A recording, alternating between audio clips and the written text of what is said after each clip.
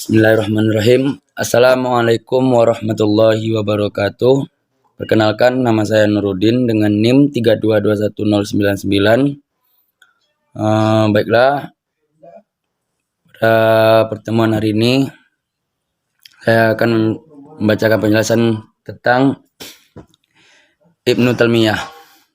1. Biografi Ibnu Taimiyah. Taqiyuddin Ahmad bin Abdul Halim atau yang dikenal dengan nama Ibnu Taimiyah lahir di kota Haran pada tanggal 22 Januari 1263 Masehi atau 10 Rabiul Awal 661 Hijriah. Ibnu Taimiyah berasal dari keluarga yang berpendidikan tinggi dan termasuk ulama besar mazhab Hambali. Atas kejeniusannya, sejak usia muda ia telah menamatkan beberapa mata pelajaran seperti fikih, tafsir, hadis, filsafat, dan matematika, dan menjadi unggul di antara teman-temannya. Ia memiliki guru yang berjumlah 200 orang, dan di antaranya Samsuddin Al-Maqdisi, Ibnu Abi Al-Yusr, Ahmad bin Abu Al-Khair, dan Al-Kamal bin Abdul Majid bin Asakir.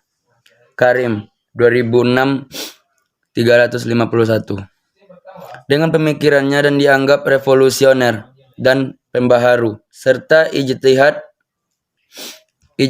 ijtihadnya di bidang muamalah membuat namanya semakin terkenal di seluruh dunia.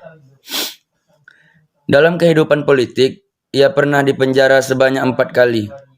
Hal ini disebabkan oleh fatwanya yang dianggap bertentangan dengan pemerintah saat itu.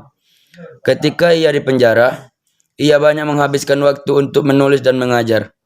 Ia menghembuskan nafas terakhirnya pada tanggal 26 September 1368 Masehi atau 20 Zulqaidah 728 Hijriah. 2. Karya-karyanya. Pembaharuan Islam ini juga memiliki banyak karya ilmiah yang sangat fantastis. Ia memiliki karya buku yang menguraikan tentang hukum, ekonomi, filsafat, dan lain-lain. Ibnu Taimiyah juga membahas tentang prinsip-prinsip ekonomi yang ditulis dalam 2 kitabnya, yakni Al-Hisbah fi Al-Islam atau Lembaga Hisbah dalam Islam dan Al-Siyasah Al-Syari'iyah fi Islah. Assalamualaikum warahmatullahi wabarakatuh. Nama saya Evina Aureksa Putri dengan NIM 3221100. Di sini saya akan melanjutkan pembahasan materi yang telah dibahas oleh teman saya. Pemikiran Ibnu Taimiyah tentang mekanisme pasar. Secara umum, pasar itu berarti sebagai proses tempat terjadinya penawaran dan permintaan. Sedangkan mekanisme pasar itu berarti penentuan harga terhadap permintaan dan penawaran. Menurut Ibnu Taimiyah, ada beberapa faktor yang menyebabkan atau mempengaruhi permintaan yang ada di pasaran. Yang pertama itu adalah adanya keinginan terhadap suatu barang dengan jenis yang berbeda. Yang kedua, jumlah para pembelinya atau peminat suatu barang. Yang ketiga, besaran atau kecilnya tingkat kebutuhan dan terhadap suatu barang. Yang keempat, kualitas para pembeli seperti pembeli terpercaya dalam melunasi utang akan mendapatkan harga yang lebih rendah. Sedangkan pembeli yang tidak melunas atau mengulur-ulurkan untuk pembayaran hutang akan mendapatkan harga yang tertinggi. Yang kelima itu adalah jenis mata uang yang digunakan dalam transaksi. Yang keenam itu adalah ada tidaknya persediaan barang di pasar. Yang ketujuh itu adalah besar kecilnya biaya atau modal yang dikeluarkan produsen atau penjual. Ibnu Khaldun. Nama lengkap dari Ibnu Khaldun ini adalah Abdurrahman bin Muhammad bin Khaldun al-Haldrawi, dikenal dengan panggilan Waliyuddin Abu Zaid Qadiyal Qudat. Ia lahir tahun 732 Hijriah di Tunis. Ia bermazhab Maliki, muhaddis al-hafiz, pakar usul fikih, sejarawan, pelancong, penulis dan sastrawan. Saat kecil ia biasa dipanggil dengan Abdurrahman. Sedangkan Ibnu Zaid itu adalah panggilan keluarganya. Ia bergelar Waliyuddin dan ama populernya adalah Ibnu Khaldun. Gelar Waliyuddin ini adalah gelar yang diberikan sewaktu Ibnu Khaldun ini memangku jabatan hakim.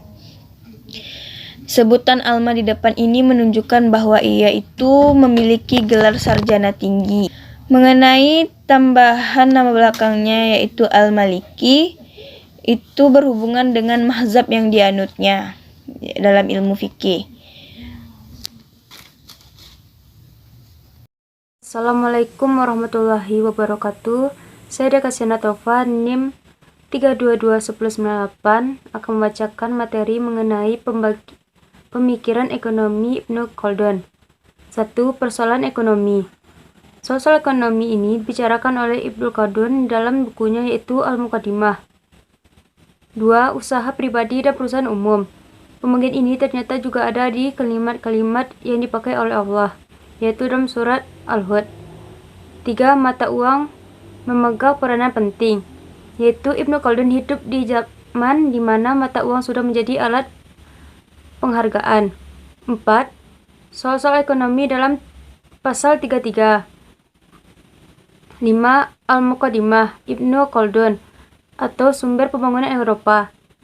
Dengan menyebutkan ini semua bukanlah dimaksud untuk mengatakan bahwa segala pendirian dan paham ekonomi yang bertentangan suatu sama lain itu disetujui oleh semua Ibnu Khaldun.